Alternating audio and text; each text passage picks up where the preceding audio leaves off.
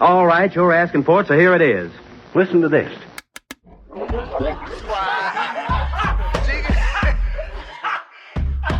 want you fucking laughing at. We partners pod, kid.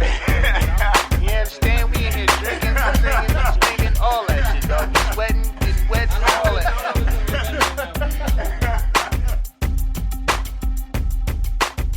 Oh, man. Well, welcome to the 121st episode of the Drinking Partners podcast. Yes, this is our Deion Sanders episode because, you know, we're versatile. You know, we do the comedy and we do the podcasting, and we do a little production and a little drinking and a little, you know what I mean, too. So, and we do it well.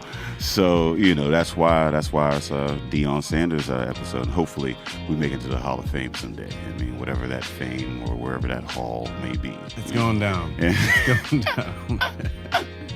My mama thinks I made it, so it's cool. Word. So I am half of your hosting tandem, Dave Bracey. To the left of me is Dan from Drinking Partners. This is Drinking Partners. Dan from Grown Up Human Comedy People. Say what's good to people. Hey, thanks for checking me out here. As if you had a choice. You were tuning into Drinking Partners and you just fucking got me. This might be the most bummed out you'll be all day.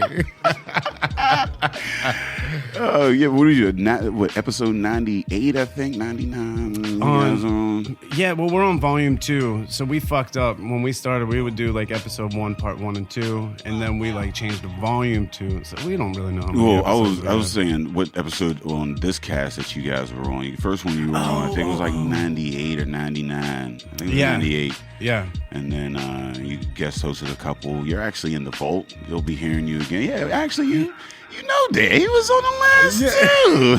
What's up, guys? Oh, he's back. You know, shout out to Ed. Ed couldn't be here today. Happy birthday to Ed. It is his birthday weekend, so he's over there living it up in Cleveland, you know what I mean? Living the brunch life with the fam, you know. And, you know, and it's a special birthday for him, you know what I mean? Like, you know, he made it through some things. Yeah. So, you know, we're all just, you know, happy to have him around. I bumped into him over at Urban Tap down in Shady Side the other night. Just randomly walked in. He was sitting at the bar with Radon.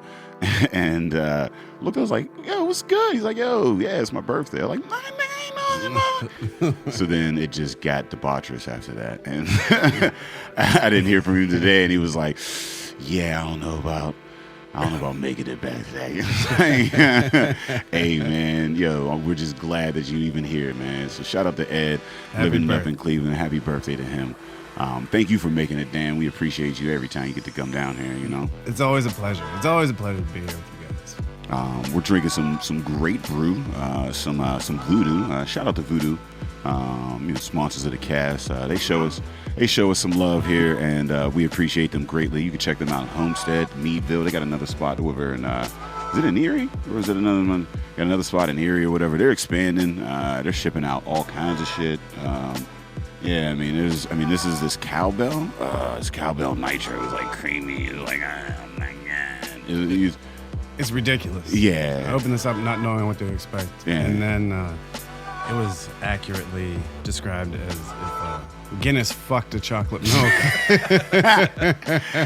Yes. Yes, that is a very accurate description. If you ever are in the vicinity of these cans, grab it. Because there's not a lot of it. You know what I mean, there's not a lot of places. You know, Voodoo. You know, they ain't big time. You know what I mean, like they try to keep the ingredients very, you know, very proper. You know, once you get too big, you know, you get a little dip in the quality of the product. You know what I mean, and Voodoo does a really good job of keeping their shit legit. So, you know, we appreciate them on the cast. Shout out to them. If you listen to us, you know, if you're looking for us, you can find us on epicastnetwork.com/partnerspod. You can find us on iTunes, Stitcher, Libsyn, and Google Play under Drinking Partners. And you can find us on IG, Twitter, and Facebook at Partners Pod. 121 episodes, man. We've been asking you. We're going to continue to ask you, man. Hop on iTunes, rate and review. That's how we know we're doing well. That's how we let others know that we're doing well. And that's how we continue to do well. So please, hop on iTunes, rate and review. And if you do, you might get one of your reviews read. We got one of them on deck. somebody had said something about something.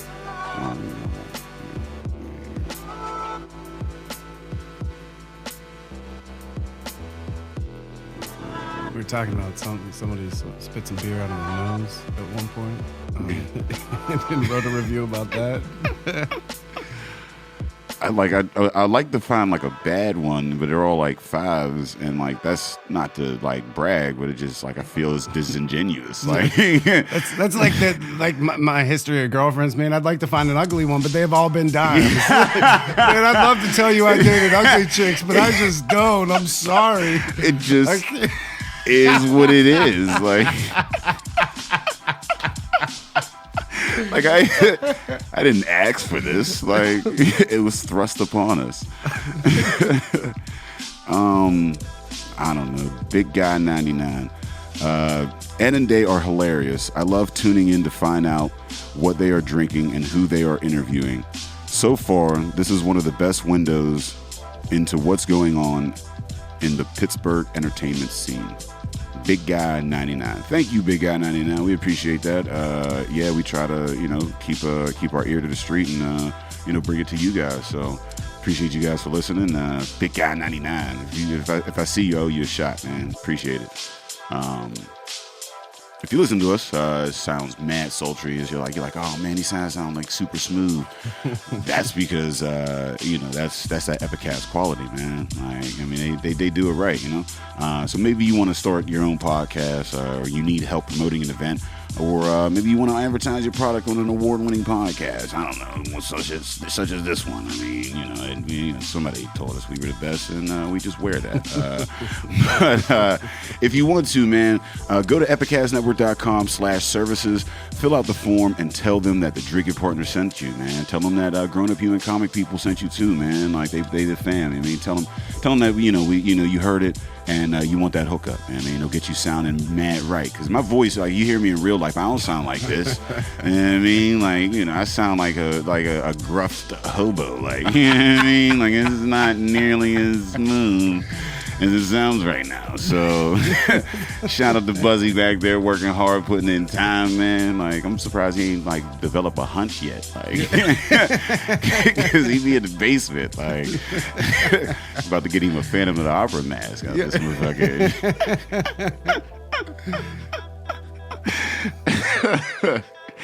Word. So yeah, I mean, we already talked about what we were drinking on, man. Our guest brought this stupid, crazy, delicious Cowbell Nitro from Voodoo. And like I said, you can catch them out in Meadville, Erie, and Homestead. And in beer news, Wicked Weed sold out in Bev. What the fuck is that? Wicked Weed sold out to InBev. Who the fuck is Wicked Weed? Is that the beer-infused weed motherfuckers? Are they weed motherfuckers, or are they just a brewery? Yeah. That's very misleading in this day and age. Yeah. I feel like you have a name like Wicked Weed. You can't do that. People are going to be buying it, looking for the THC content on the can. Yeah. So it got to have something to do with something. I mean, I get it, Wicked Weed, but yeah, you're right. It is misleading today. Yeah. I wouldn't drink it. If somebody I didn't know was like, hey man, here's this can of Wicked Weed, I'm not fucking with it. In the same way I don't fuck with if you give me a cookie and tell me it's a weed cookie, I'm not eating that cookie. I have no idea what's in it. I have no idea how much weed. I don't want to fucking end up under the couch. Yeah, I mean, I'll do it for trusted folks, you know what I mean? If I know them, I'm just not at parties popping random, brownies. That's not a thing, Yeah, like, what's that? Amateur. Yeah, no. I ain't got that to do, man. Like, but I mean, I'm personally, I don't like to, I don't know if I would drink one of those weed infused. One, the weed infused beer, it's not really infused with like THC. Like, it's not. From what I understand, like I don't like if it might be the CBD type shit or whatever. Like you're not selling THC in PA or whatever. Fuck. I mean, they got the weed, but even if I do get the THC infused like brew or whatever, I don't know if I want to drink and smoke like or drink and have that same thing mixed. I want to have one and then introduce another one slowly. You know what I mean? Not like all at the same time. Like there it is. Like now I'm at this random fucking event, like, and like the whole room spinning. Yeah. those are the ingredients for like, oh, you want to make this room spin around you really fast? Here's what I'm gonna need you to do. I'm gonna need you to crush these 3 beers as fast as you can, and then I got this joint waiting for you. Now hit this a few times. Look, the room won't fucking stop, will it? Do you want to sleep with 1 foot on the floor tonight? I've got the can. It's all in this can, sir. No, I'm cool. But now that Wicked Weed sold out to InBev, we ain't got to really fuck with them anymore. Fuck y'all niggas. Y'all ain't even part of the micro crew. I mean, shout out to you for making your money. We ain't mad at this capitalistic society. I mean, whatever it is, cool. I ain't mad at y'all for that, but it's just not a thing I'm into. Yeah. So, shout out to them for, big business, selling out to InBev. And, their fans, if your fans are listening, Voodoo makes a good beer. They keep their quality on the low. Let's show these motherfuckers that it's true or not. Oh, Hitchhiker. 3-year anniversary for Hitchhiker out this motherfucker. Shout out to Hitchhiker. Man, we love those dudes. They've been, 3-4 episodes deep already. Sponsored mad events. We went, and it's nice seeing them grow. Because we went out there early, first year, and they were just, getting out doing some crazy, like, cast scales and shit like that. Went back out there with Alex, hooked up with them, met Mrs. and Mr. Ben Rod before. Shout out to him. And then they came into the studio and got us whacked out of our mind and dropped off great swag, man. So shout out to them. They're opening it up down in, Sharpsburg at Fort Pitt. Renovating that and doing it big. So 3-year anniversary, doing big things on the 3rd year. Love to see them grow, and we will be in that new building very soon. So shout out to them, man. 3 years growing, nice. Way to go! Like bringing some life back into a place that that really needs it. Sharpsburg's a spot that's just right across the river from where everything's happening. Exactly. Everything's happening in Lawrenceville, and you got Aspinwall that's maintained a liveliness to it now. Good for them injecting some life back into Sharpsburg. Hell yeah, and those are the right dudes to do it, man. Shout out to Gary and Andy, man. Always making delicious shit. You know what I mean? Let's see, what events we got going on. So by the time you guys hear this one, we'll be down at War Street's Brewery, June 3rd. Check that out. More details to follow. But look out for that. We'll have a food truck. We'll be down there doing some comedy. It's called a Comedy Battle and Brews. So it'll be like a, kind of a, crowd work show, and heckling is encouraged. So, but you just know that if you heckle, they're free to cap on you. Yeah, I mean, you're marked then. Don't shoot unless you got a long clip. Is what we're saying. I mean, but heckling is encouraged. Come down. There'll be $10 tickets. First beer is free. And at that event, we'll have food trucks. It'll be, down in North Streets at the War Streets. You know what I mean? North Side at the War Streets at the War Streets Brewery, man. So check out, look out for details for that. Also, we'll be at Bricolage, June 17th. We'll be back downtown. It's been a while, but we're back. June 17th down at Bricolage. You can get tickets for that at I ain't even built the site for that bitch yet. We still we ain't built the site for that bitch yet. But go to catch us on all the Facebook.com/partnerspod, @partnerspod, Google Drinking Partner, do whatever the fuck. You'll figure it out. And I mean, come through down at Bricolage June 17th. We have a great lineup coming up for you guys, and as always, it'll be free beer. It'll actually be Brooklyn Brewing. We'll be down there sponsoring that event, so free brew via Brooklyn Brewing. As always, it's BYOB, so bring a little bit, drink a little bit, laugh a little bit, and have a good night. 7:30 downtown Bricolage, man. And last but not least, June 24th, Comtra Theater. We'll be down there. Gab Benesso's headlining that one. So that'll be a great night. You can get tickets online at comtratheater.ticketleap.com. Be a good night. And as always, BYOB, man. Although in my experience, coming down to that 100th episode party, man, it was BYOB. There was no need to BYO shit, because there was booze for days. Yeah, Like, it's the sand to the beach sometimes. You know, yeah. man. I mean, if it's comforting to you, like, oh, they might run out. Like, okay, like pack something for yourself. But it's not. Yeah. But if you are like a picky drinker of some sort, maybe you like wine, or like maybe I don't know what you're into. Like, cocktails. People are weird. They do things. I mean, Rick Seaback came with the sidecars, man. Right? That was right? So there's an instance where, okay, BYO. There you go. You're not gonna get that, but. Yeah, so whatever you got, whatever you like to sip on, and then we'll bring what we like to sip on, and then maybe we can sip together. You know what I mean? So do that. So we're gonna get into this podcast and introduce our guest for the day. He brought us this delicious ale, which I don't know if we've talked about it yet, but it is fucking. I'm already like 16 ounces deep, which is why I sound like this. Oh shit! It's an 8.5%. Yeah, this is a stout. See, I'm like getting this in, and I'm like, oh, it's like 4%. I'm good, man. I'm good for like 2 or 3 more. No, that's it's that milky 8.5. nitro, man. That nitro is deceptive as fuck. Yeah. Our guest for today, man, he made our 100th episode sign.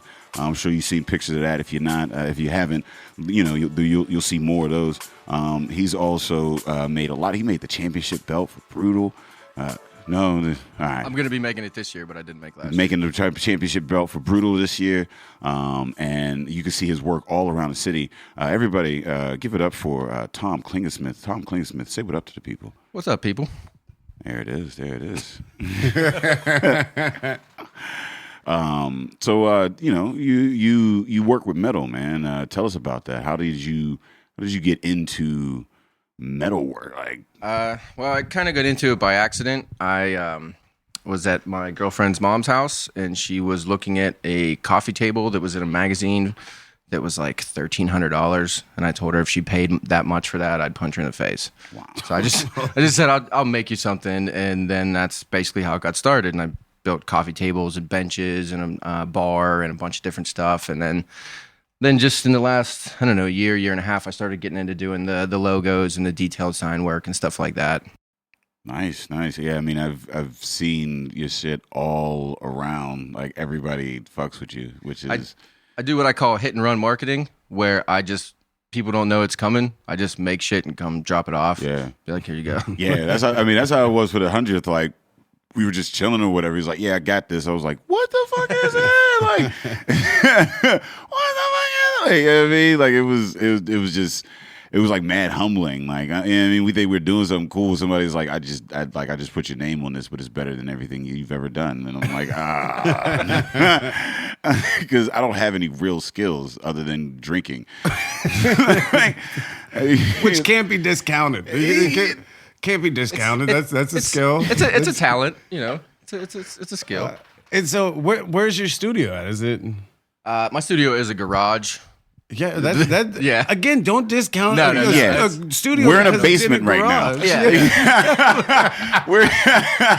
The pictures make it like Epicast makes it look super cool. We got all this art around and shit and the lights.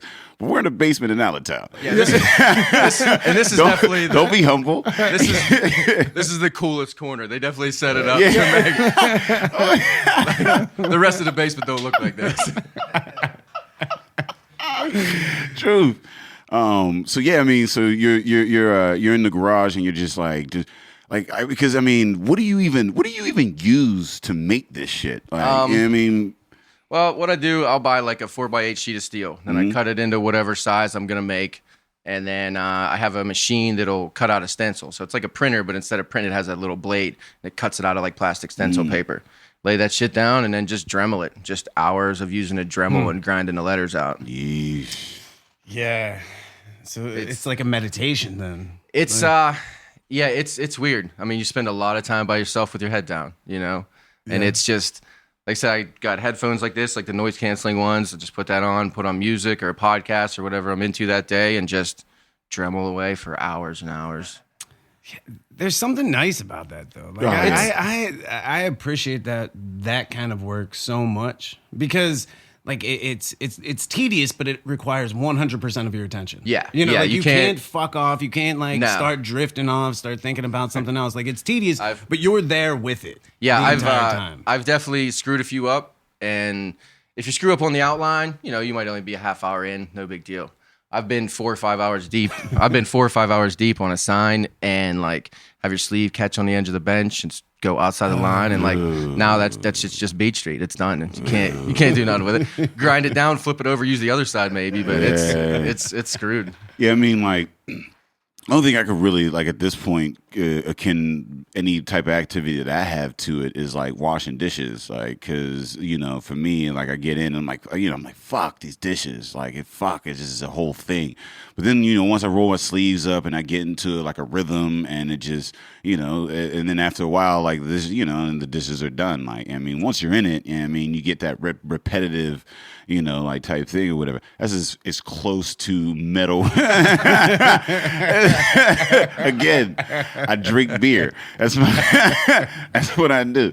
But like you guys, because like Dan, you like rebuilt cars and shit. Like, you know what I mean, like, so you guys have like that, you know, that it kind of, I'd imagine, like, you know, you spend a lot of hours in a shop. You know what I mean, just doing. Well, I would like everyone to believe that I'm like, you know, badass mechanic rebuilding sweet ass cars.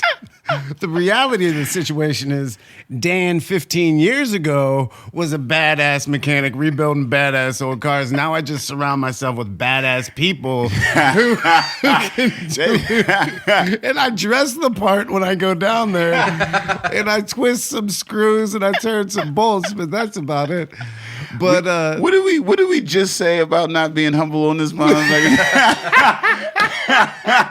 Because I'll be turning wrenches, no motherfucker. You invite me down. All you doing is pointing to like, this is how much this thing costs. Like, the only thing you about to show me. Yeah, I mean, no, I think that's what's always attracted me to that kind of shit, though, is the fact, and I think like whatever you're like martial arts or boxing or anything like that, where it's kind of it's repetitious and it's tedious, you know, and you just keep doing the same thing, but you're present with it the whole time, and it turns into this meditation where all of a sudden, like, you know, you realize you haven't looked at your phone, or you haven't even thought about like what the fuck is going on in the rest of the world, and you're like involved in this moment. And when you step away and you take a breath and you look at it, it's like, oh fuck, man, I created this. Yeah. Like this is a thing that I created. Like it didn't exist prior to this. Yeah, there's some days where I get up to the shop and I'll start pissing around with a few things and like just can't get your head into it. And then there's other days where I'll go up and I'll be there less than 10 minutes. I'm in on something. I'm working on a project, and next thing I know, it's an hour and a half later. Yeah. You know, and it's just you get into it and you know, you get the outline, you start doing the fill in, start doing some of the touch up and the edging and stuff, and then next thing you know, boom, you got something done. And then there's that sense of accomplishment. Like I cut this off of a big chunk of steel. I made it into a small chunk. I put my design on. I did my logo. I did the work. And then now I can turn around and give it away or sell it or whatever. Like it's a finished product. And I like to see it. When I finish them, I hang them up. I clear coat them. You know what I mean? And like, that's the best feeling when you see one that's been hung and it's done. And like, you know, that tomorrow, like I can go give that shit away, or, you know, that's going to a customer or whatever. Like that's that sense of accomplishment's nice. So what's your background? Like, how did you get into, like, is your family into, like, you know, like how, because I mean, yeah, like I like what you do. I can't do it. Like I couldn't just be like, you know what, I like this shit, and then just go in and start doing it, because I have a, like, you know, so you had to have these skills. Like, where did these skills come about? Really, it was all just trial and error. I mean, I never, till a couple years ago, I'd never done anything like that. And I never, you know, I was never artistic. I couldn't draw you 3 stick figures that are the same height. You know what I mean? I have zero artistic ability whatsoever. I can't draw for shit. But with these, like I said, you print a stencil. Mm-hmm. So it's almost like, it's not the same as doing a tattoo, but it's like that equivalent. You lay down the stencil and then you start filling in. But with me, I only have dark and shiny. I don't have, you know, all the colors to use. So I have to try to do what I can with just those 2 basic mediums, you know? Yeah, it's like shirt printing. I mean, like with, you know, because we get into the shirt printing and like making designs that can have like the 2-tone, you know, background or whatever. And like, that's huge. I mean, because like, you know, ideally for what we get into, like, you know, in business or, you know, marketing or advertising, if you can get a logo in that two-tone set or whatever, that's the cheapest, you know, way to, you know, brand, because you can print that on any fucking thing for the, you know what I mean? Like, and I didn't realize that until I got into this, because I was like, oh, we should have, you know, this and all the, and then like, I was like, let's put it on a shirt. And they're like, well, we can do it. But, you know, and it's mad expensive, and then like, you know, and have that. So, you know, I think there is an artistic eye that needs to be had, that can look at a design that's like, you know, eye catching, that's dope, but also, you know what I mean, can fit into that, like, especially for the come up. You know what I mean? Like, once we start making, you know, whatever, you know, in whatever we're doing, we can put a little bit of money, you know, redesign the logo and put a little, you know what I mean, and like print whatever, or, you know, in any medium. But like, when you're starting out, you need something that's just gonna like get you out there. It's gonna be eye catching and like cheap to kind of like proliferate on whatever, so you can help grow your brand. Yeah. And that's what you do with, you know what I mean, like I said, with the two-tone. Yeah, I mean, there's a lot of different things that I could get into, you know, if I, you know, got a membership to Tech Shop, go down there, get on a laser engraver, get on the CNC plasma cutter.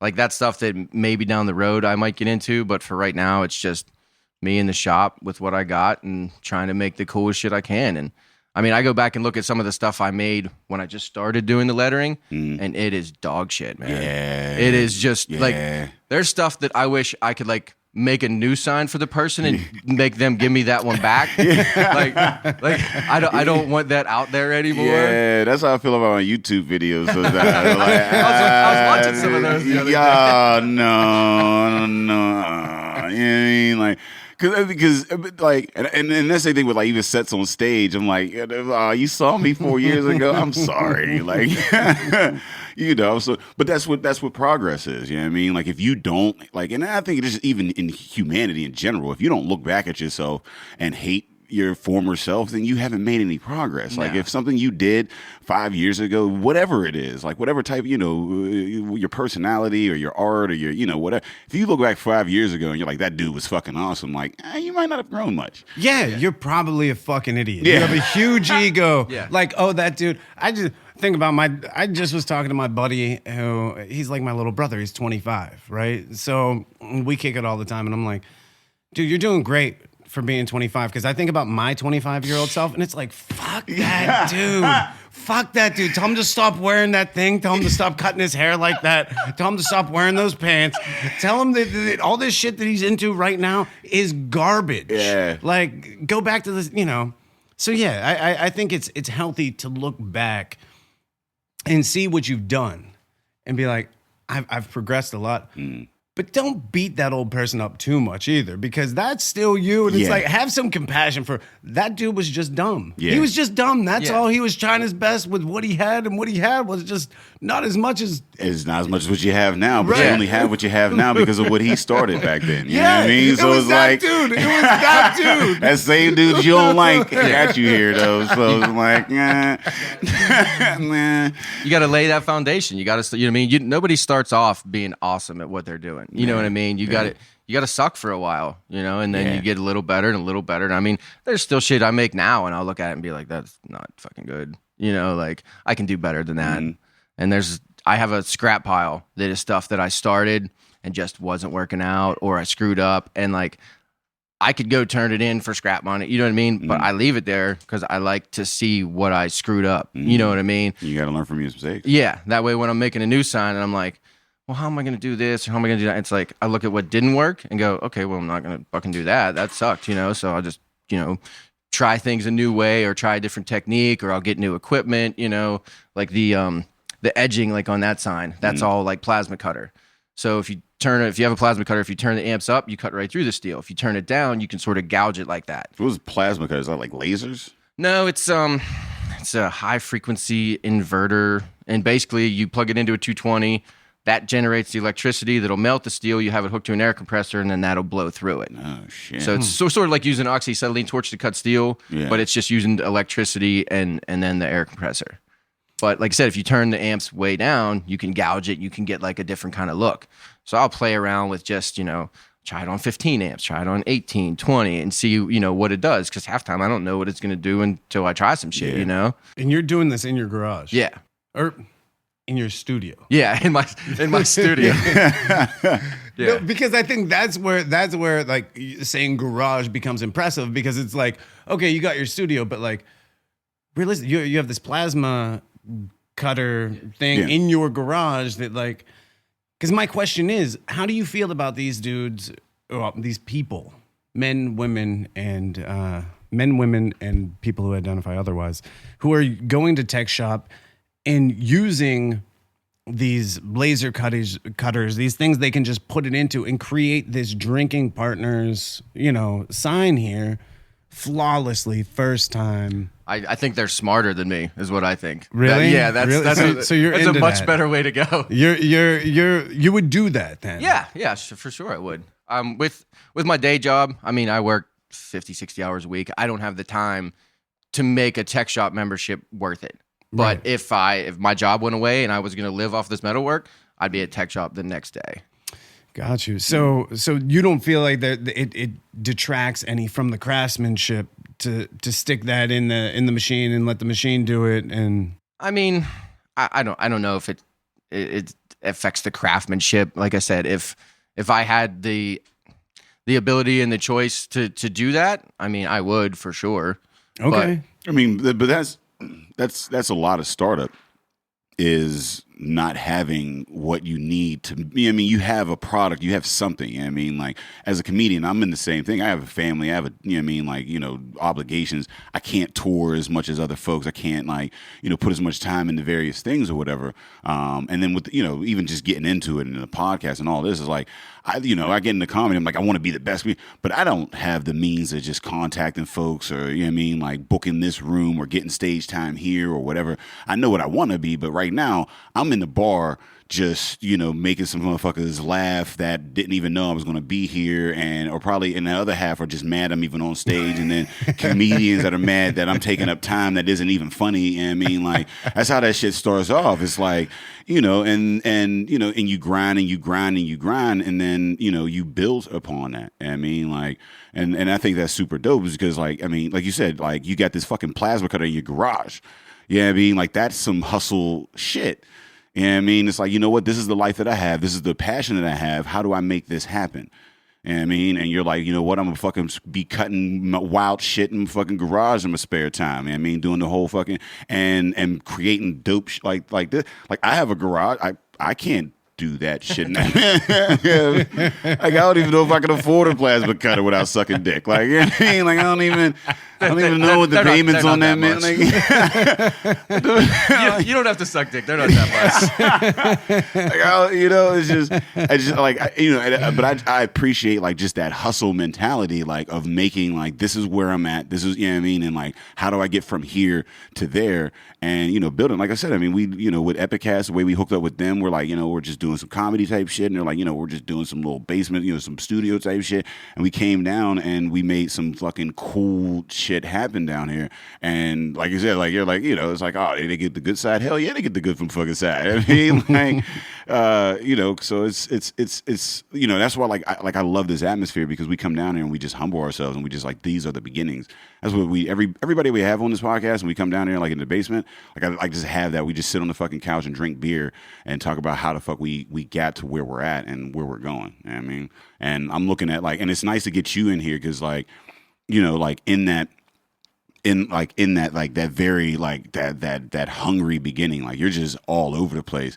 And and you get to tell us, and then we can come back like 3 years, just like Hitchhiker, 3 years from now, and we'd be like, "Hey, you got any dates available, Tom?" Like, I'll remember us? I'll see if I can fit you in the book. Remember us? So you're big in the craft brew. You brought this delicious ale to us. Tell us about your passion of the craft. Of the craft beer? Yeah. It's delicious. Started off, we used to go to the public market when they had it down in the terminal building. And East End Brewing had a growler stand down there. Yeah. And that was the first thing other than, Miller Lite and shit that I had. Yeah, East End was like one of my, I was like, oh, you could just go here and get me? Yeah. Yeah. And we used to go down that public market, and they had the food vendors and the beer stand in the corner. We got to be friends with the guys, the guy that ran the beer booth, and the guy next door that was Lapa Lapa, that Mexican restaurant. Yeah. They had a food vendor stand there, so we had tacos and beer. What the fuck else? We go down Sunday fun day. We'd go down with our buddies, hang out, and when I went, I wasn't even drinking IPAs then. Like I was drinking, I think I started on Monkey Boy and Monkey Girl. I don't think anybody starts out with that. Nah. You don't just, unless they're masochists. Like, and I don't know, Dan might have started out on IPAs. Fuck no, man. I started out with Milwaukee's Best Ice. I think we covered this in the last podcast. I started out with Milwaukee's Best Ice. It was the best bang for your buck. The Beast. I only know Beast because of Penn State. In Penn State, they weren't allowed to have kegs at the frats, so they would just have mountains of Beast, Blue Beast and Red Beast. Yeah. Man, that was fight fuel. We'd be down at the field in the neighborhood I grew up. Everybody's drinking Beast Ice. 11 o'clock comes around. Motherfuckers are throwing down. Somebody's angry about something. Somebody's falling into a fire. Yep. To bring the beast out in you. No, my first sip was from a Red Bull, but not like the Red Bull, but like Schlitz malt liquor Bull. They had the Blue Bull and the Red Bull. Like we talking like mid-90s. Like it was like New Year's. And I was like, my mom was like, "Oh, you can have a sip for New Year's," and I had a sip of like Red Bull. I was like, "I'm never drinking this shit." Yeah. And here I am. Yeah. Thanks, Mom. Here we are. Things have changed a little bit, I think if our moms and dads and aunts and uncles had the option when they started in with the Red Bulls and the Coors Lights in the Milwaukees, they probably would have opted for Jake's delicious voodoo over that. Yeah. But times were different, man. You know, it was tough. You had to like dial a rotary phone and shit. Like motherfuckers. But you had a zero in your number. You know what? I don't even want your number. Yeah, like how many? O you got, and O? You got 2 zeros? I don't like you that much. We're not that good of friends. No, like the stuff that was exotic was shit that was coming from west of the Rockies, or like the Molson, East. like a Canadian beer. That was Molson Triple X. Oh, yeah, Molson Triple X, dude. Molson Golden. Yeah. You got that, and that was like people were going nuts because it was like, listen, this is like 9% alcohol, and you're like, whoa, put it away, put it away. Or you drink some Heineken and you're sophisticated. You know what I mean? Because your buddies drinking Budweiser and shit. My boy Jared, he's one of the most hood motherfuckers I know. But like he lived like on the cusp of like the hood and like the little suburbs and shit. So he used to hang out with some white folks, and he brought came back to one day, like went to college, came back to one day, and he was we had a little cookout with the white folks or whatever, and they had the Molson Triple X. I was like, oh, this is some fancy shit.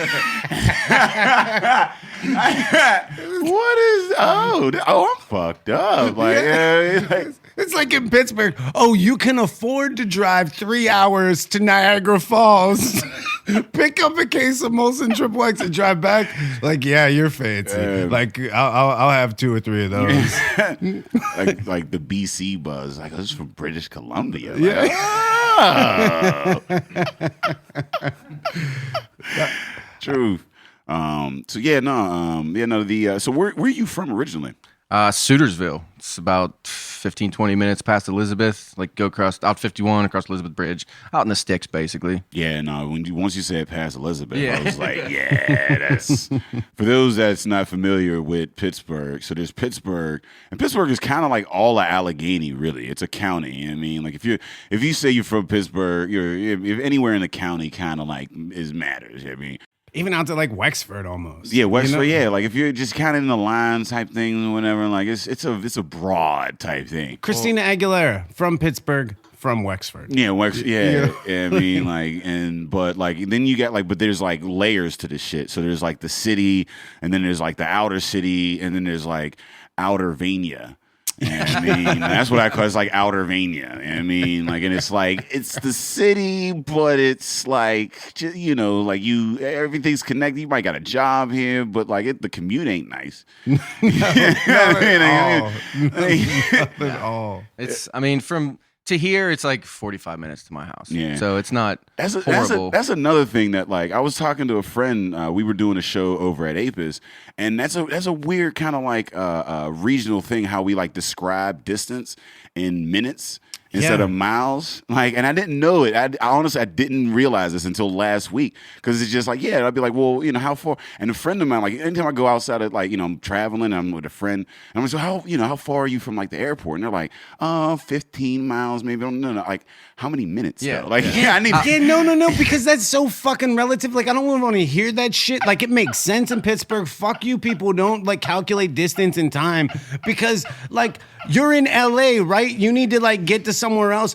How far are you from this place? Oh, I'm 5 miles. That's cool in Pittsburgh. That takes me like 10 minutes. Exactly. Like, in LA, it takes you an hour and a half. Fuck you. We got it right. I don't want to hear. I don't want to hear shit about miles or kilometers or any of that bullshit because it's so relative. Yeah, it's so relative. Especially with traffic, it's like, give me the breakdown. Like, Yeah. It's 10 minutes without traffic. I mean, by the time you drop down, it might be half hour. Like, give me that so I can plan. Don't give me 5 miles, nigga, in Atlanta. Like, exactly. 5 miles. Oh, so I should probably leave at noon if we're hooking up for lunch at 3, huh? Yeah, stupid. No. I need to know how much time because I'm never interested. I'm not a cartographer. I don't really need to know the distance in miles from wherever the fuck we're going. I need to know how much time I need to wake up, take a piss, make some coffee, and get to the fuck wherever you are. And that calculates to me in minutes, not in miles. No. Yeah. No. If Miles I ain't shit. Yeah. If I tell you I live 17 miles away, that doesn't mean shit. Because Don't if mean a fucking if they thing. close a tunnel or a bridge, that shit just doubled. Yeah, exactly. I live about 20, 25 miles outside of the city. But that's only like 20 minutes. I do 80 in. I mean, I don't face traffic and shit like that. But that same, going through, if I had to start from Green Tree over to Monroe, like go through 2 tunnels, that same motherfucking thing is like 3 hours. Like, like I could be quicker getting to motherfucking Niagara Falls from this bitch. Go ahead. Talk shit on Pittsburgh. Fuck you guys. We got it right. How many times you been late for lunch? I'm only late for anything because I choose to be. I choose to be late because I'm just too lazy. I know exactly how long it's going to take me to get to where I'm going. Idiot. If you're listening to this and you're in Cali, adopt this. Because that's where it's most important. Shit. You know what I mean?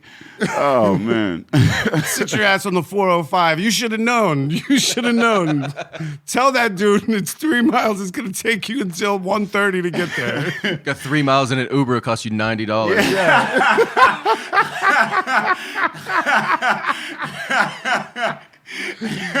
Get me started.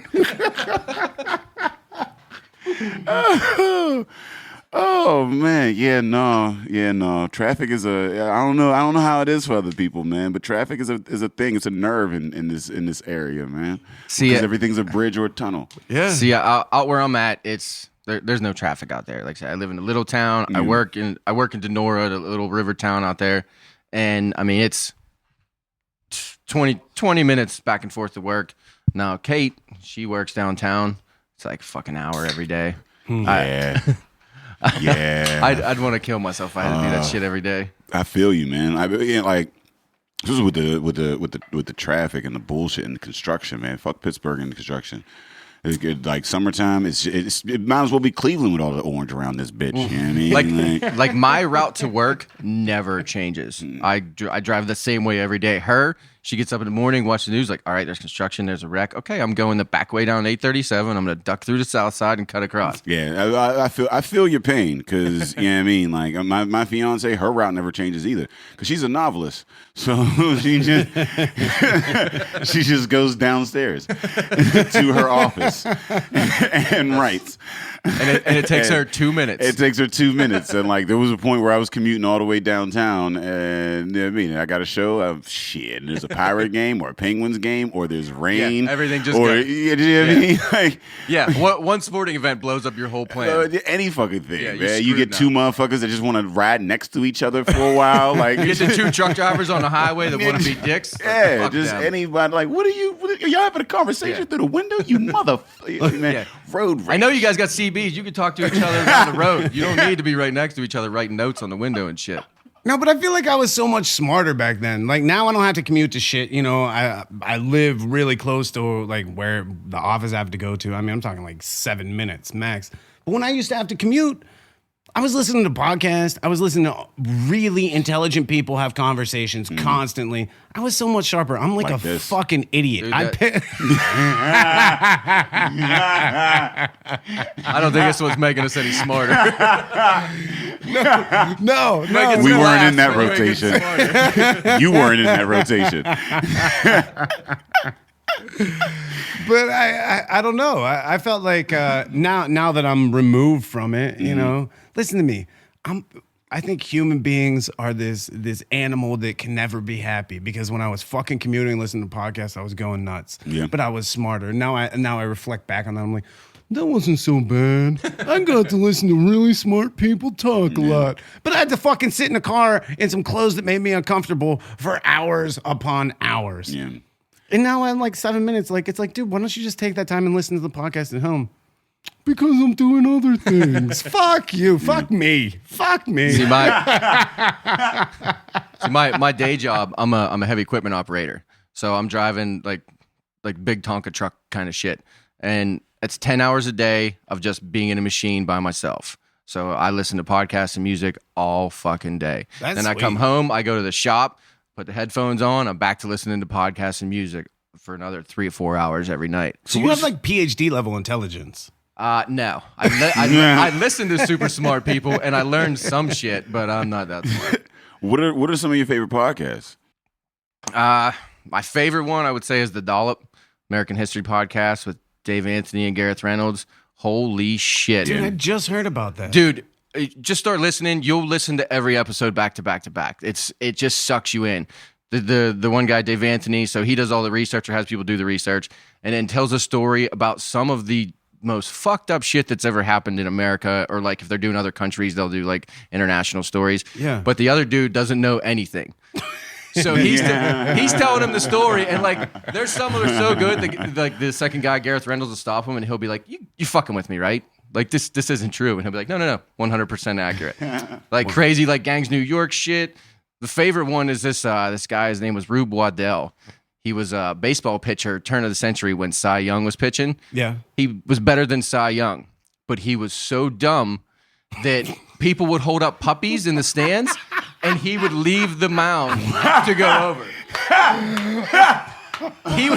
He would show up 5 minutes before the game started, walk through the crowd, drinking people's beer, eating their hot dogs and shit, and then would strip down naked to put his uniform on. But nobody ever heard of this guy because, like I said, they had an 18 inning pitching match between him and Cy Young, and he won the game. Fuck. That game ball ended up at a random bar some night. Wow. Like that ball was lost forever. Every bar in that city claims to have that ball. Wow. But he in the off season they found him the one time he was alligator wrestling. The team that ended up signing him the next year, they gave him a job in the off season as their huntsman. He would go out and shoot ducks and deer and bring meat back to the owners because they figured that way he's not going to go fight alligators and get his hand bit off and he can pitch next time. Them is humble beginnings, you know what I mean? Like some people start in garages, some people start in basements, some people start out, you know what I mean, wrestling alligators and shit. You know what I mean? Like But that's crazy. So yeah, listen to the Dollop. That's a really good one.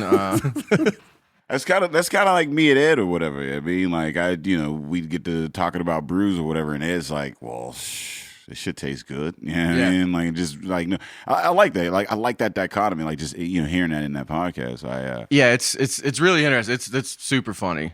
But like like with the craft beer, like somebody will be like, "Oh, well, this one has Simcoe hops and this one has Cascade hops." Like, just let me try it. If it tastes good, that's what I'm going to drink now. Yeah. I don't know, like, like I said, if I go into a new brewery, like, what's your flagship IPA? Like, what's your bottom bitch? What do you have all year round? I'm going to try that. If it's good, I'm going to drink that. If you got another one or you got an Imperial, like, I'll try that shit too. But if I go in and your flagship IPA tastes like shit, I ain't fucking with you no more. Yeah. I'm done. Yeah, no, that's fair. Yeah. I mean, that's fair as hell. If your flagship IPA is garbage, then your stouts are going to be garbage. Your porters are garbage. I don't want no more. Yeah, I'm pretty done with this. Done with this, yeah. Oh, that's nice. Check, please. Yeah. Wait. So, because as someone, I mean, I love beer, but I love stouts. I love porters. Is IPAs like sort of like a benchmark for a brewery? No. A brew. Well, your flagship is whatever it is. It could be any style, variety, or whatever. They're typically an ale, and they're typically kind of lighter. Like it should showcase what your brewery is capable of, but also be wide appealing. You know what I mean? So it might be like a red ale or a Weissen or like, I mean, if it's an IPA, which is kind of bold, it better be very well done. You know what I mean? Like, but like, it's not always IPA or, porter style or whatever. Like it should be kind of like broad reaching, Gotcha. Yeah, that's just Okay. my personal thing. I You know what I see. mean? Like I that's what I drink. I drink IPAs. So if I go into a place and I don't like your IPA, then I don't like you no more. But if I go into a place and they have a kick-ass flagship IPA, then I'll be like, all right, well, let me try your seasonal. You know what I mean? Let me try that Imperial, the double, Yeah. And you try to get up into the ones that are like 9.3, 9. I try not to fuck with anything over 10%. That's reasonable. I've made my mistakes with that, you gotta know, man, like you gotta know what you're doing and shit. Like we were at Grist House and they gave us like a 10 cement and they were in like 20-ounce pours. Jeez. Did they do that? Well, yeah. Well, when we were there, we had to You fucking kill people 20. that Like, way. yeah, like we were like, oh yeah, just a little, 12 ounce, maybe a pint, and 20 men had us on some more other. But yeah, no, I mean like a flagship. Some are red ales. I think what is it? Reclamation has a red ale. That's their flagship and whatnot. Brew Gentleman, IPA or whatever. Grist House, theirs is an IPA, but it's such a like that Fire on the Hills. It's such a like a. It's juicy, but it's not hazy. And like, it's like, honestly, like if you're not into IPAs and that's the beauty of these, like, especially these New England style and like with the citra hops and all that, like, folks are like, they go IPA and they think like super hoppy, like, I don't want to get into that. But with these hazy, these juicy IPAs, they're not as hoppy, like, but they still have, they have a little bit of bitterness of the of the IPA that you enjoy and you love, but they're juicy as well. So like, you're not being all attacked or whatever. So you're like, you get a little bit of bitterness or whatever, but it's okay because here's the citrus to like, brighten your day, and it's fucking amazing. And there's so many people that don't like IPAs that have had these like, citrusy, juicy type IPAs, and they fucking fall in love with them. And something like that. Oh yeah, that definitely should be a flagship because I don't know too many people that are gonna stop over and be like, if you don't like that, you probably don't like beer. Yeah, not everybody's into into the IPAs like I am. Like I'll take friends to a brewery or something, and I'll be like, oh well, you got to try this, and then they're like, that's terrible. I'm like, fuck you. Yeah. then this ain't the place for you. I should have grabbed a different friend. You know what I mean? You were the wrong choice today. Yeah. And that's what the thing is. Like we try to like. I tell people all the time, like there's. Whatever your palate is, there's a beer out there for you, and there's a craft beer out there for you might not be in IPAs, but this fucking cowbell is gonna ring your fucking bell. Yeah. I mean, like it's like chocolate milk. I don't know too many people that just don't like chocolate milk. Like, like I don't trust them. That's Homeland Security type shit. Yeah. Like I might need to alert you. Are you a terrorist, sir? You don't like chocolate milk? Yeah. You know what I mean? But like, there's so many different, palates. Yeah. And like a lot of the people that get into the craft brew, they're usually chefs background or experience of some sort. So like, they know how to make these fucking flavors that don't taste like they make wheat and barley and malt taste like a cowbell. Like They might as well be wizards. You know what I mean? Dude, it's alchemy. Like you go down and see Meg at Rock Bottom, and it's like you see the beers that she has on tap, and like the stuff that they just allow her to make whatever she wants to make. Yeah. Even though it's a franchise play, like oh no, they gave Meg the reins. They were like they were just like, look, because like they just she was like I mean they came in, they were like, we want to try, because they were chained for a minute and they had like the house brews all around, but like they were trying to go a little different.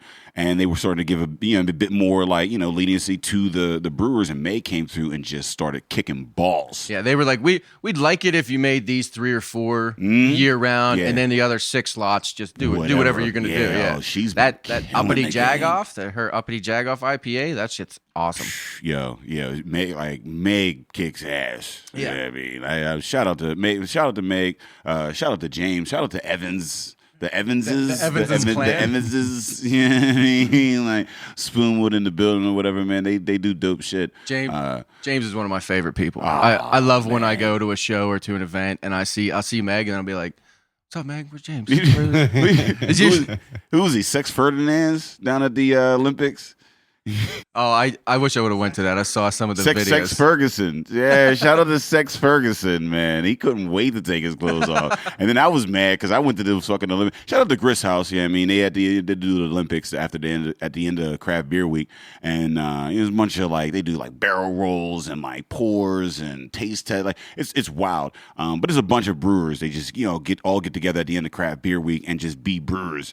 And it was crazy because James, I walked in and he was already you just got the I see mango and I got a couple of these grits out he was he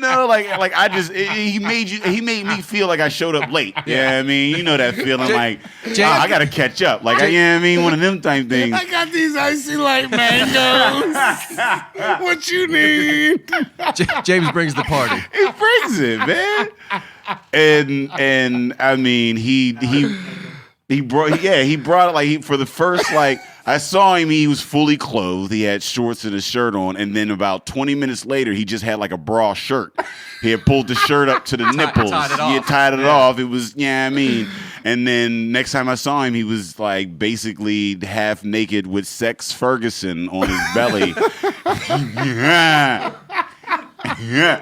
I was at the shop that day, and I'll work for a little bit, and then I'll take a break, fuck around, look at Facebook and shit, and I'm watching the videos. I'm son of a bitch, I should have went to the Brewers Olympics.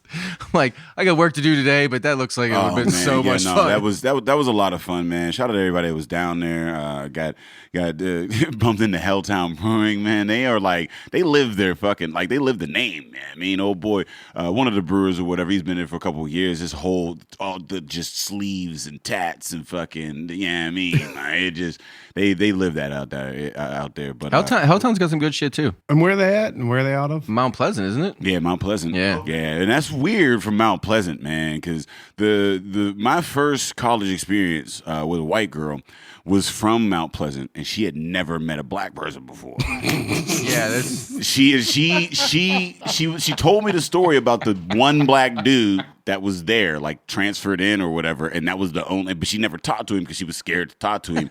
So and this is back when I had an afro.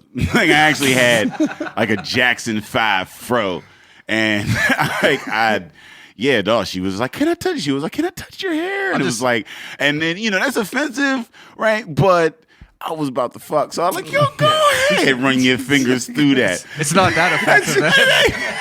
This is a cultural exchange. You touch my hair, I have sex with your vagina. We're just understanding each other's cultures. Can I touch your vagina? Yeah, you do that while I do this. Is that okay? Helltown's supposed to open near Children's Hospital this summer. Helltown opening up in near Children's Hospital. That. I'm just still trying to picture you in an afro. Up by, At the Jackson 5, it was gorgeous. Oh, man. Oh, by Brillo Box. Oh, word.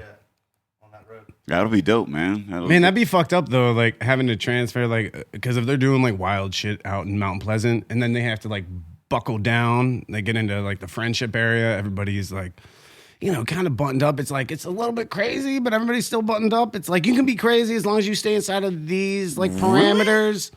Yeah, friendship, you can't say a lot. You can go crazy, but only inside of these parameters of crazy. I think some weird shit happens on a Brillo Box. Well, yeah, that's what I was about to say. You're talking about Penn Avenue, because Brillo Box is Brillo Box. That's some weird shit that goes on. Once I feel like Friendship Ave like, and sorry for the listeners that don't know anything about whatever the fuck, but Friendship Ave is kind of like, I mean, you got the hospital and you got the whole, and you got Children's, you get at the end of it, and Children's, whatever. As soon as you get past Children's, the debauchery is on and popping.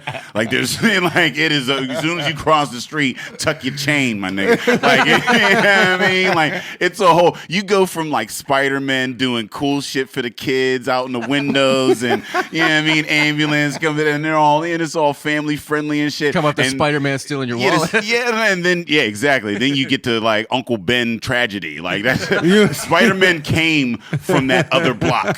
He saw his uncle die on that other block, became Spider-Man, and started doing windows at Children's Hospital. You see me coming up, but the colors are a little bit off. It's more like maroon and like a light blue. You're like, wait a minute. Did you just wash that too many times, or is your suit just a little bit different? Yeah, like, and not I mean, again, not that it's like a bad neighborhood or whatever. It's, it's free. It's more for you. It's just a freer, atmosphere. But again, tuck your chain. So Helltown down that bitch. I ain't got no worries about them. They'll be good. I think it'll be a good fit down that bitch. Yeah, and I mean, they will. I'm sure if they get crazy, they're going to be fine. But I feel like there's a level of freedom that you appreciate in a country. Out in the country, out in the sticks, that you don't have in the city. Like, you can get real fucking crazy out there. Yeah, you do whatever you want. Yeah, I mean, you could be listening to like the new fucking Group Love album and shooting AK-47s, and like nobody's thinking twice about it. Those things go great together. It's like, oh, you're into this new project. You could be listening to the new Tribe album and like showing off like your handgun, like, oh, check it out, like I can hit this at 50 yards. Like nobody's thinking twice. It's just crazy. It's crazy. No laws, no parameters. Yeah, out where I live, you drive about 10 minutes from my house. We go down to the slate dumps. You can shoot an AK. You can shoot a 50 cal. Nobody gives a shit. Yeah. And it's not a shooting range. No. Just the slate dumps. Listen to whatever you want. Drink whatever you want. This is like a place where things like shit just comes together, and it doesn't really. There's no preset rules or ideas about how these things should come together. It's like, what are you into? Oh, you're into that? Cool, do that. Yeah, you want to blow some shit up? All right, cool. Let's go in the field. We'll blow some shit up. Oh yeah, no. When you're out in the woods in the boon, like hell yeah. But I mean, like I feel like around Friendship, around Brillo Box, like you can't. You're not gonna have wood quality debauchery in the city. No, that's not. And furthermore, like you can't. You can shoot shotguns in the air in the woods. You can't do that unless you're trying to scare people off. Like it's a very no. But when you're talking about Helltown, that's what I'm thinking. I'm thinking these dudes are brewing beer, shooting guns, listening. That's exactly what they're doing out that bitch. That's exactly what they're doing. But I think that they've been doing it so long that they've, maintained some civility, and I think we're ready to move into the city. Like no, man. I think they think that just in the same way. I think I like the thought of having long commutes so I can listen to podcasts, and then you have it, and you're like, no, fuck this. This is bullshit. I'm going back to the country where I can listen to the new Portugal the Man album and shoot my fucking shotguns at clay pigeons while my beer's brewing behind me. Like, that's fuck what you mean I can't have my bonfire here on the corner. The fuck? I was probably like 20 years old before I realized that not everybody could have fires in their yard. Yeah, no, not everybody have yards.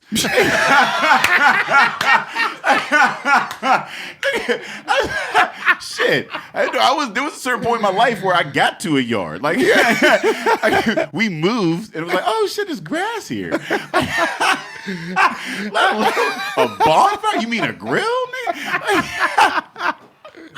I think I was 25 years old when I realized you could have a fire in your yard. I guess we just grew up different, that's all.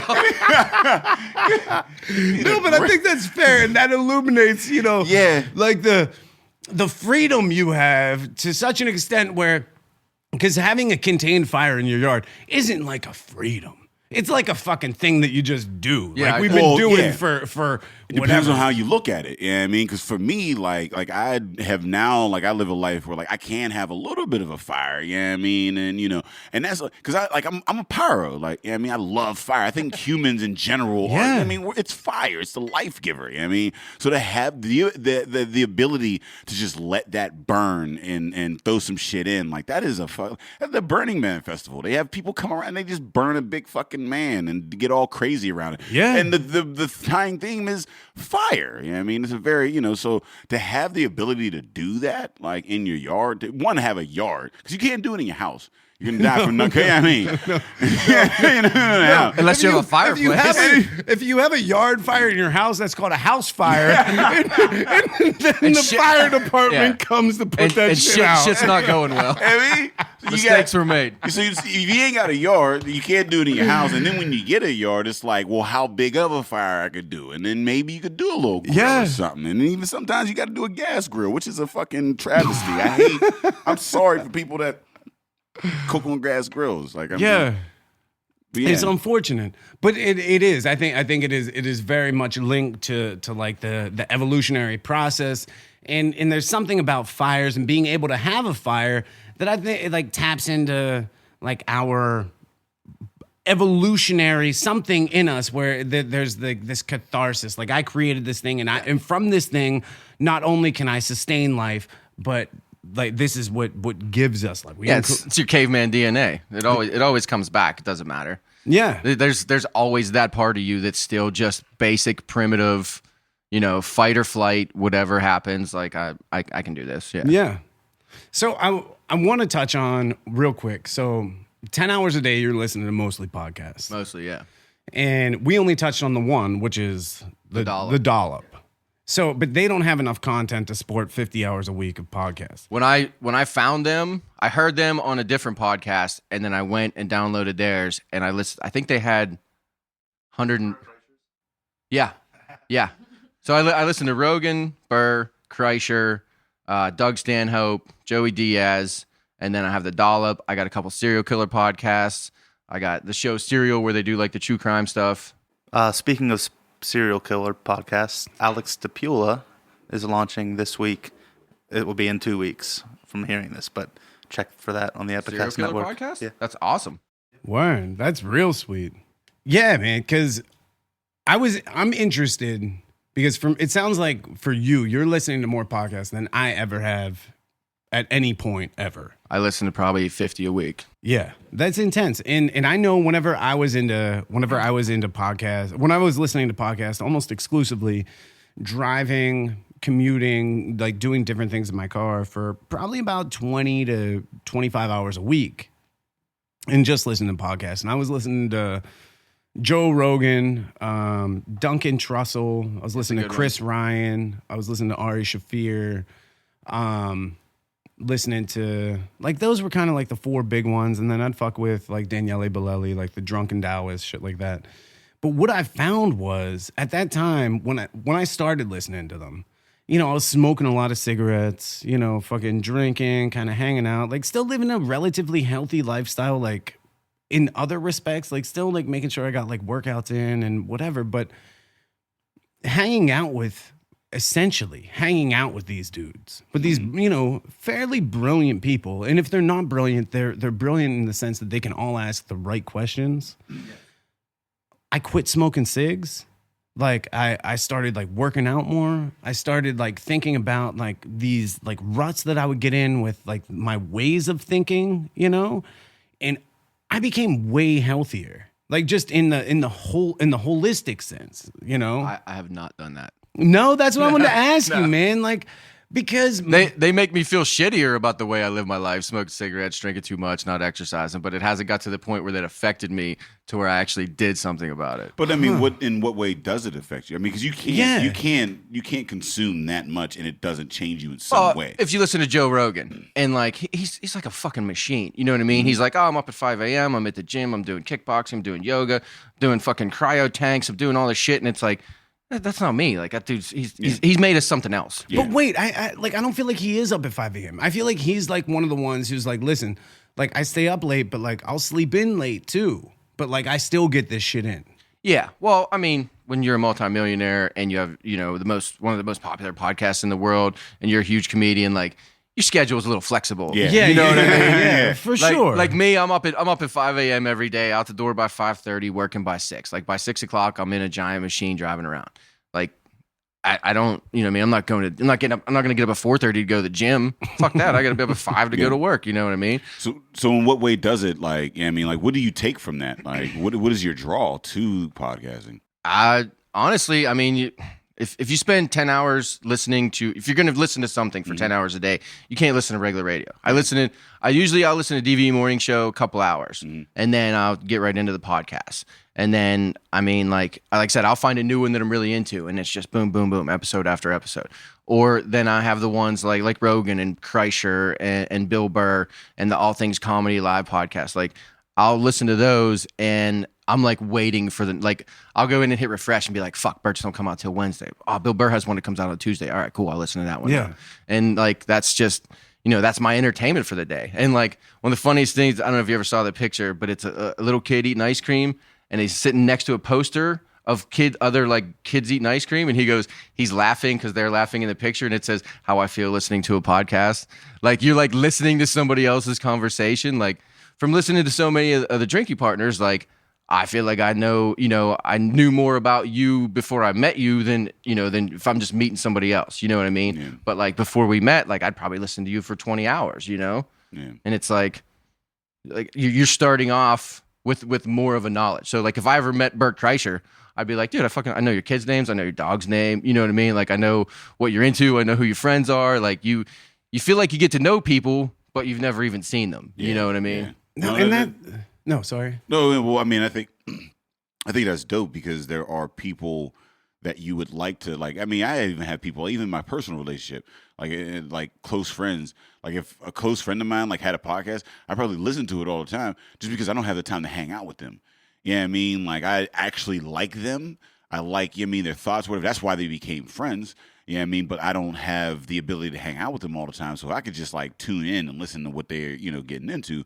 I think I would do that. And I think it's like, kind of like opposite or whatever. You know what I mean? Whereas like, because I don't listen to a lot of podcasts just because I don't have a lot of time to listen to podcasts. Like, you know what I mean? Like, I don't live like a life that is conducive to, you know what I mean? Like, being in headphones for the majority or whatever. Well, most people don't have headphones in 13 hours a day. Yeah. I'm a little unusual. You know what I mean? Yeah. Like, so like, I don't, get it. But like, I understand that like, finding a personality and like, and that's the thing in life, like, going through, there's so many like the internet. Like I have a lot of people that I connect with online, and I feel like social media is kind of like in that vein where it's like, I've met so many people from around the world and have conversation in depths and get to know them or whatever. Never met them a day in my life, never seen them or whatever. But like their thoughts and that, you know what I mean? Like so, whereas like it's audio for you, for me it's more like contextual. It's like reading. You know what I mean? Like, but it's the same thing. It's in the same vein of like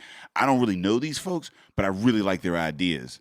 You know what I mean? And like, I would love to just kind of chill and pick this person's brain or whatever, but I can't. So I'll just follow them on Twitter. And you know what I mean? And like you said, just pick it up like Bert Kreischer or whatever. It's like, you know what? I'd love it, but just download the podcast. And one of the funniest things is when on his podcast, on Bert Kreischer's podcast, when he's talking about the first time he did the Rogan podcast, he said he showed up and he was like, "Hey, what's up, man? I want to meet your wife. I need to see your dog. I want to see where your cryo chamber is and your float tank, and then I want to get high." And Joe Rogan was like, "Okay, dude. I guess that's what we'll do." But it was like that's how I feel like I would be. You know what I mean? If I ever met one of those guys, I'd be like, "All right, cool. Yeah, that's Georgia. That's Isla. Like those are your daughters. You know what I mean? Like I want to see the man cave. I know you got chickens out back. I need to see some shit." Like, but I think that's really. I mean, from my perspective, and I believe that this is almost like a universal truth, is you can't do much about the lot that you're born into or the place that you're stuck in or the place where you happen to find yourself at the moment, right? And you can transcend that, but the people you choose to include into your life, you cannot transcend the people you choose to include, the group you surround yourself with intentionally. And so for me, podcasts, I was living in Southeast Asia for a while, just on my own.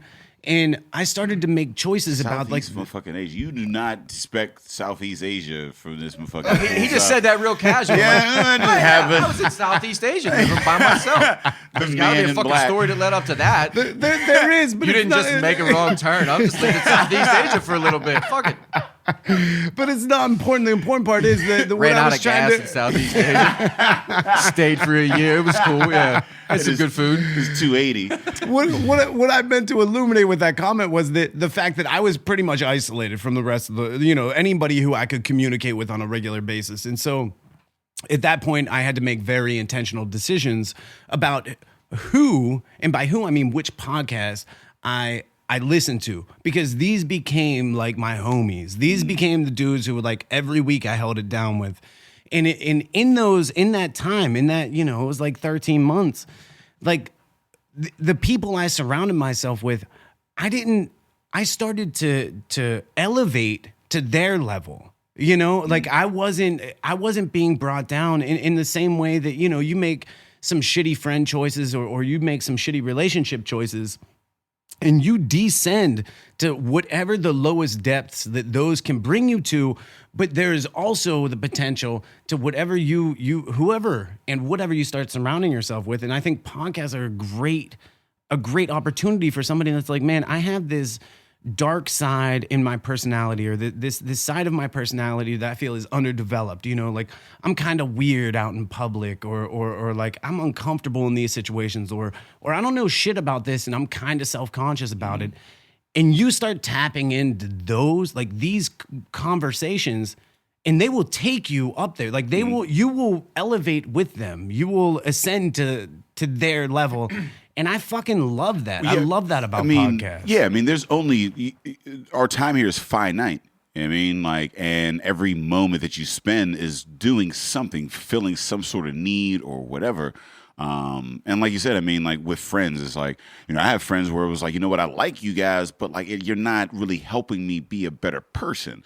You know what I mean? And then I got friends that are just like, you're very focused or whatever, but like, I don't have any fun do it. So, for me, like friends, like real friend, like there's layers. There's people that you like, there's people that are useful that like help you. And then those people that are both useful and that you like are the people that are closest to you. Like I can have fun with you, but also learn with you. And for sure. And I think that, with podcasts, it's kind of that thing where it's like they fit into that useful side. It's like, like, yeah, you're useful. Like I can't have fun with you. Like we're not, here or whatever, but like, it helps elevate me or brings me, one of those two, if not both. And shit, I'm drunk. No, man, but I get what you're saying, because it's almost like an interview process for friends. Like if you could kick it with somebody for 12 hours before you're like, you know what, I'm going to spend more time with you, and you can hear what they have to say, and you can listen to like long format podcasts where they're really getting into the shit, and then you hear it and you're like, you know what you're saying is resonating with me in a way that like I feel like it will benefit me, And I look at like rap, and folks are like, oh yeah, you listen to trash and and it's like I love, there's the conscious rap folks, and they do the conscious thing, and then you got the trash rap motherfuckers, and like there's a place for trash rap. Like there's really a place for when I'm just having a few brews and I really don't want to think about lyrics and like, who's dying in like Southeast, wherever, like, and I just want to turn up and have a beer and have a great fucking time. And then there's times where like I'm driving down and I want to like, learn something, hear the world's ills and whatnot. It's the same thing. Like different podcasts bring a different element into your life. You know what I mean? If you listen to a Joe Rogan where he has a fucking coyote expert and they're talking about coyotes and wolves for 3 hours, and you're like, holy shit, I didn't know anything about any of this. Like that's awesome. And like when at the end of it, you feel like you just listened to a documentary, but it was just two guys having a conversation. But he's so smart that he brings out all of that information to you in a way that's, you're not watching a nature documentary where you don't know what the hell they're talking about. You know what I mean? But then there's other ones like Bert Kreischer. Like I'll see an episode where he has 2 comedians that I like on there, and holy shit, I know I'm just for an hour and a half, I'm just gonna laugh my balls off. You know what I mean? And like each one brings something different, and it depends what you're into at that time. You know, that day. You know, if I'm in a pissed off mood, I'll listen to Bill Burr because I know he's gonna just flip out and rant about fucking everything for 45 minutes, and I'm gonna be like, you know what? I feel better because at least I'm not as pissed off as he is. You know. So wrapping things up, 2 things. First, what are some of your favorite pieces that you've done? And then 2, where do you see Klingensmith metal going? Well, I'll do the second part first. Okay. We have a few shows coming up, June 3rd and August 12th. I'm going to be at the Saturday night markets down at Market Square. I did one other market like that. I did an I Made It market back in February, and then now I'm trying these. Like, that's my first real opportunity to sell to the public. You know what I mean? Other than that, like, I've just been honestly just trying to make cooler stuff and get better at what I'm doing. And, you know, I probably give away 60% of the shit I make and then sell, you know, whatever's left. Like I did signs for Black Forge, for Epicast, you know, for Apis, did the stuff for Brutal. And it's just, if I see somebody doing something cool that I'm into, then like I'll just make something. And like, oh yeah, like we do this for the love. This whole podcast is basically giving people things away for free because we like them. Yeah, but at the same time, I feel you. At the same time, if somebody comes up with some sponsor money, you ain't gonna turn it down. Shout out to Voodoo. But like if I, you know, if I make something for Black Forge or I make something for here and then somebody sees it and then that turns into a paying job, then that's more than worth it. You know what I mean? Yeah. I used to take like gigs all the time. It's like it was all just exposure. Let me be in your building with these people so that they know. And if they like me, like I'll do the work afterwards because I'll be on for 5 minutes. I get off stage. I'm talking. I'm working the crowd. Hey, I'm Dave Bracey. Here's my card. Like, I mean, like I ain't get paid for this shit, but I guarantee you at some point you're gonna pay to see me. I mean, like that's the hustle. I look at it like some of those signs. Those are like my open mics. You know what I mean? Exactly. Like I ain't getting shit out of it. People didn't know I was going to be there before I got there, but whenever I get there, maybe they dig what I'm doing, maybe they don't. But if somebody sees it and that turns into a paying gig, then it was well worth it. You know what I mean? Yeah. Like I said, I like making it. I keep trying different stuff. Like I said, I was doing a bunch of the logo work. Now I'm trying to get away and do some more creative things, not just someone's exact logo. You know what I mean? But if me making a logo sign of Black Forge and then someone else sees it and that turns into another gig and then somebody sees that, it turns into another gig. Like that's all I'm hoping for. Yeah. I don't. So what are some of the favorite pieces you've made so far? Like what did you like get done with and be like, yeah? None of them. No. Fucking none of them. Like I can look at every piece I've ever made and like find a defect. Find something that I could have done better. Perfectionist. Wow. Oh, that's a tough life. No, man. but come on, like you're hanging out. So that's a tough life, man. You're with a new. I hope he stays with you forever and you guys get married and have 1,000 children. But I'm saying 1,000 children? 1,000 children. I don't know. Whatever. Shit, if you could have 1,000 children. We're gonna have to get started tonight. Shit. I hope you have 1,000 children, just so I can know the motherfucker that had 1,000 children. Shit. Got me sweating now. Jesus. I've been touched by a country. We just had a new country come on this fucking podcast.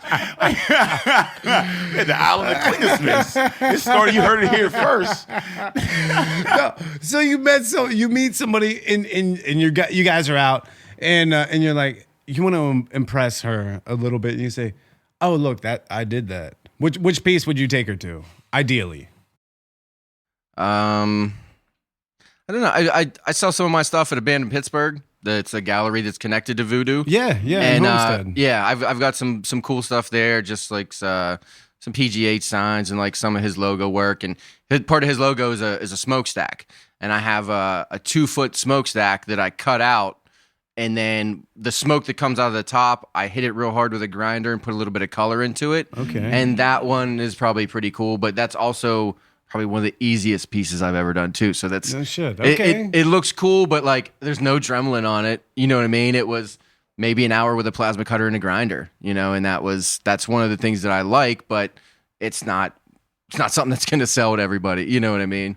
Fair, but I mean, in the same way that like most great rock songs are written with 3 chords and a key of C major, shit. you know? My favorite joke on stage is not very intricate, but they love it. Like, you know, and yeah, I mean, there's beauty in the simplicity of it. You know what I mean? sure. Like, and the fact that you're able to find that, like that appreciation of it. And even though it's not technically the most, you know what I mean? Because, like, you know, some of my best jokes, some of my best jokes, I'm like, they bomb. They're fucking, nobody likes them. Like, my fiance is like, you shouldn't tell that again. I'm like, man, you know how long it took me? You know, and then you get the motherfucker that just, like, it hits and it hits. So, like, you know, I appreciate that. Like, Well, when I did that I Made It market down in the Southside Works, I had a couple pieces there that I worked really hard on, and I thought were better than all the rest, you know. And then I had a bunch of. It was like right before Valentine's Day, so I made a bunch of hearts because it was my first show. I didn't know what people were gonna buy, so I made a bunch of these hearts, and the ones that I thought were like the most piece of shit, throwaway, whatever, took me 20 minutes to make.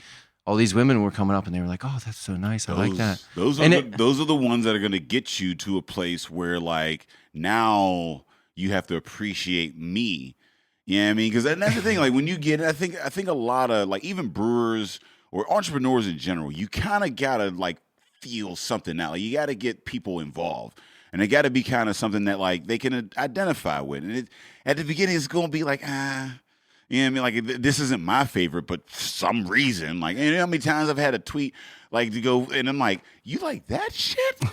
Like, I told you, like, you like that shit? Like, but you didn't like all this fucking time, but you like that shit? But, like, those are the things that get it. And then once you get to a point, then you get to do the shit that, like, you put the time in, and you're like, this is why. Then you get to dictate. I think you do things that people kind of love, and then you tell people what to love. You know what I mean? Like, there's going to be a point where, like, you know, once you get in, and then, like, you'll be like, you know what? This is why. Look at this intricate. Because they're going to ask, well, why is this and you tell, this is why this motherfucker thing is the thing that it is. And they go, oh, yeah, because Tom made that shit. No. Dude, and I remember hearing this back, I don't know, I was maybe just out of high school, just before college, something like that. And I remember hearing, I forget what artist it was, but it was an artist from like the 60s, you know, and they were like, everybody in them has like one great song, and that great song is a song that speaks like directly from them, where it's them inside of this song, you know. And I feel like maybe those pieces that you felt like were a piece of shit, those hearts that you were like, it's a piece of shit, but like you left your mark on it. There was some flaw in that spoke to the fact that there was a human being behind this. It wasn't like pumped out of, you know, a machine that you can find in Target that one is going to be the same as the next one. It's like, no, this is a human being who's doing this. Yeah. And this human being left this mark on this piece, and you'll never get that again. This speaks to where his mind was at that time, whether it was how much he loved his girlfriend or how much he wished he had talked to this person or whatever it was in that moment, how much he missed his dog.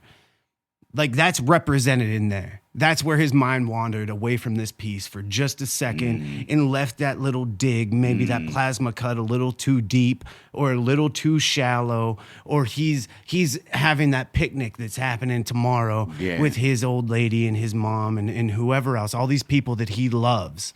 And that's there in this piece. It's the perfection within the imperfection, man. Yeah. Like, that's...